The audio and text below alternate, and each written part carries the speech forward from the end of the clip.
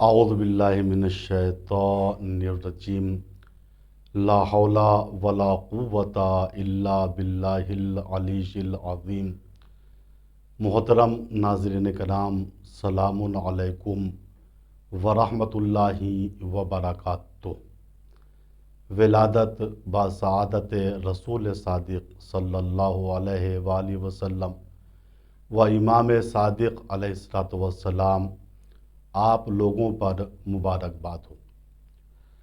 دیکھیے، عظمت رسول کے سلسلے میں عرض کروں کہ آپ کا وجود ذیجود کائنات والوں کے لیے رحمت تھا۔ چنانچہ سورہ انبیاء میں واضح الفاظ میں کہا گیا وَمَا أَرْسَلْنَاكَ إِلَّا رَحْمَةً لِّلْعَالَمِينَ، اے پیغمبر، اے حبیب، آپ کو ہم نے نہیں بھیجا مگر یہ کہ عالمین کے لیے رحمت بنا کر۔ تو رسول اسلام عالمین کے لیے رحمت بن کر آئے تھے، اور آپ کی بعثت کا اہم مقصد اخلاقیات کی ترویج تھا۔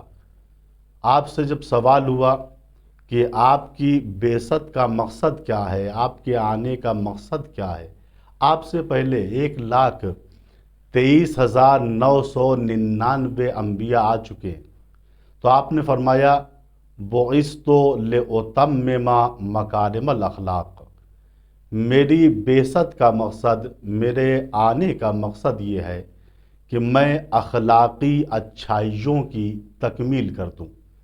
وہ رسول جو عالمین کے لیے رحمت بن کے آیا تھا، وہ رسول جو اخلاقیات کا مجسمہ تھا، اس کی عظمت کو لوگوں نے نہ پہچانا۔ کبھی اسے کاہن کہا، کبھی مجنون کہا، کبھی ساحر کہا، کبھی امی اور جاہل کہہ دیا۔ کتنے مظلوم تھے آخری نبی کہ آپ اس دنیا سے کہتے ہوئے گئے ما اوذی نبی مثل ما اوذیت، جتنا مجھ کو ستایا گیا، جتنی مجھ کو اذیت دی گئی، اتنی اذیت کسی نبی کو نہیں دی گئی۔ نہ نوح اتنے ستائے گئے، نہ موسیٰ اتنے ستائے گئے، نہ عیسیٰ اتنے ستائے گئے۔ کیوں؟ چونکہ وہ رسول جو معجز نما تھا، اس کو ساحر کہنا اس کے اوپر کتنا بڑا ظلم تھا۔ وہ رسول جو عقل کل تھا، اس کو لوگ دیوانہ کہہ رہے تھے، کتنا بڑا ظلم تھا۔ وہ رسول جو پیغام اسلام کو لوگوں کی ہدایت کے لیے لایا تھا، اور اس پیغام کے ذریعے سے کائنات میں امنیت قائم ہونی تھی، اسی پیغام کو لوگوں نے دہشت گردی کا پیغام بتا دیا۔ کتنا مظلوم تھا ہمارا نبی۔ آپ نے اس کائنات میں آنے کے بعد سب سے پہلے درس اخلاق دیا ہے، اور قرآن کریم سورہ القلم میں اسی اخلاق نبی کی تعریف ہوئی ہے۔ چنانچہ ارشاد ہو رہا ہے وَإِنَّكَ لَعَلَىٰ خُلُقٍ عَظِيمٍ، حضور آپ اخلاق کے عظیم مرتبے پہ فائز ہیں۔ غور کیجئے، کیا رسول کی نمازیں عظیم نہیں تھی؟ کیا رسول کا روزہ عظیم نہیں تھا؟ کیا رسول کا حج اکبر عظیم نہیں تھا؟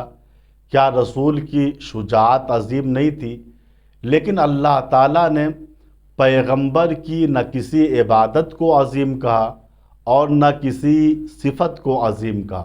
اللہ کہہ سکتا تھا وَإِنَّكَ لَعَلَىٰ صَلَاةٍ عَظِيمٍ، حضور آپ کی نمازیں بڑی عظیم ہیں۔ واقعاً رسول کی نمازیں عظیم تھی۔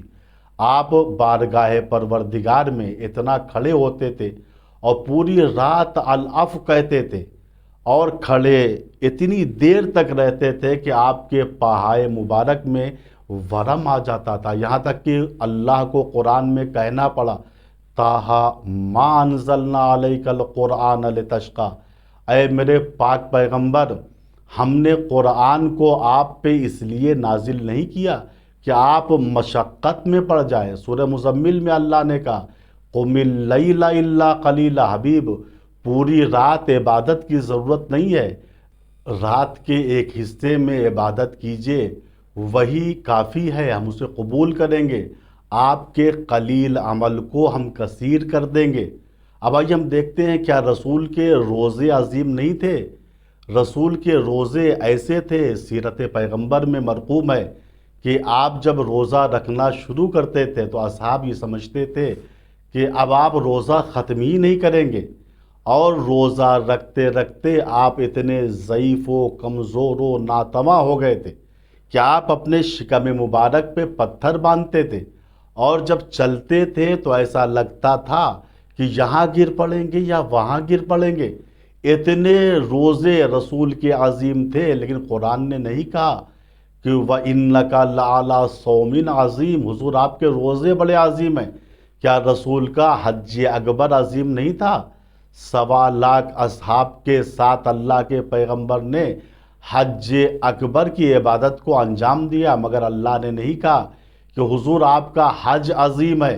کیا حضور کی شجاعت عظیم نہیں تھی؟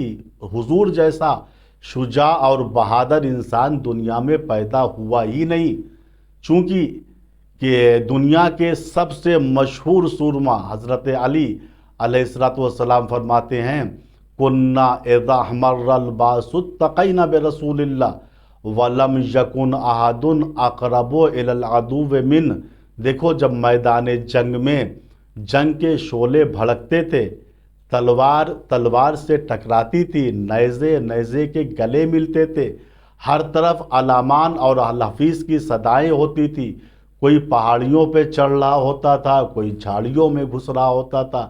ایسے میں مولا کائنات فرماتے تھے کہ ایسے ہنگامی حالات میں جب بعض باوفا اصحاب کے ساتھ ہم لڑتے لڑتے تھک جاتے تھے تو حضور پاک کی خدمت میں آتے تھے تو دیکھتے تھے کہ لم یکن احد اقرب الی العدو من، دشمن سے سب سے زیادہ نزدیک اس ہنگامی حالات میں بھی اللہ کے پیغمبر ہوتے تھے۔ تو یہ تھی رسول کی شجاعت، لیکن قرآن نے یہ نہیں کہا کہ رسول آپ شجاعت کے عظیم مرتبے پہ فائز ہے۔ کیوں؟ اس لیے اگر اللہ تعالیٰ قرآن میں یہ کہتا کہ حضور آپ کی نمازیں عظیم ہیں، حضور کی نماز تو عظیم ہو جاتی، مگر حضور کے روزے عظیم نہ ہوتے، حج عظیم نہ ہوتا۔ اسی طریقے سے اگر اللہ یہ کہتا حضور آپ کا روزہ عظیم ہے، روزہ تو عظیم ہو جاتا، بقیہ عبادتیں عظیم نہ ہو پاتی۔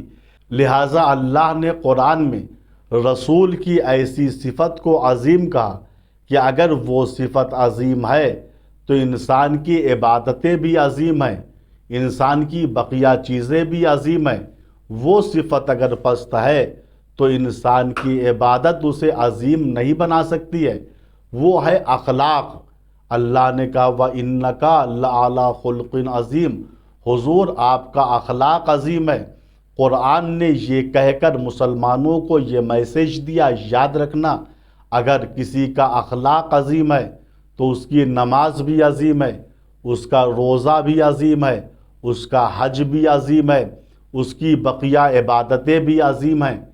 لیکن اگر کسی کا اخلاق پست ہے تو اس کو دنیا کی کوئی عبادت عظیم نہیں بنا سکتی ہے۔ لہٰذا ہم خداوند متعال سے دعا کرتے خدایا ہم سب کو اخلاق حسنہ کے زیور سے مزین فرما۔ والسلام علیکم ورحمۃ اللہ وبرکاتہ۔